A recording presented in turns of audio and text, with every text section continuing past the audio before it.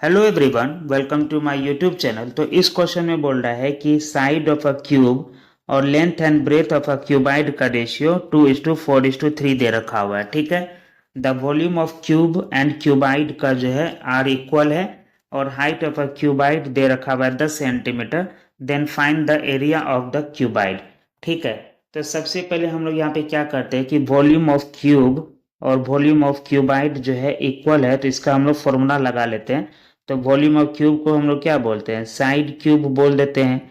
ठीक है। और वॉल्यूम ऑफ क्यूबाइड कितना होता है, तो length into breadth into height होता है। ठीक है। तो जैसे यहाँ पे रेशियो में दे रखा हुआ है 2:4:3, तो साइड हम लोग का 2 है, तो यहाँ पे हम लोग एक x मान लेते हैं, तो ये 2x³ हो गया। ठीक है।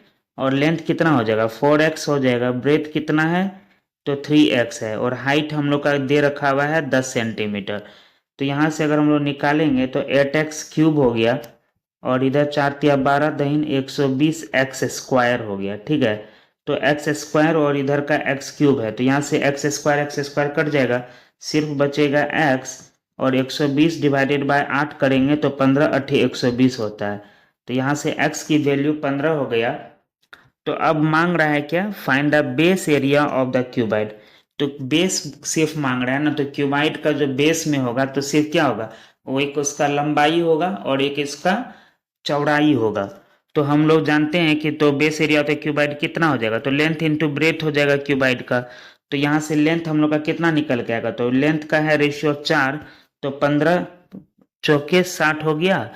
और उसके बाद में ब्रेथ कितना है, तो ब्रेथ है 3, तो 3x का कितना हो गया, तो 45। 15×3=45, तो 60×45 हम लोग को करना है। ठीक है। तो 45×135 होता है, तो इसी प्रकार से हम लोग का कितना हो जाएगा, ये 2700 हो जाएगा। तो इस प्रकार से इस क्वेश्चन का आंसर जो है 2700 सेंटीमीटर स्क्वायर हो जाएगा।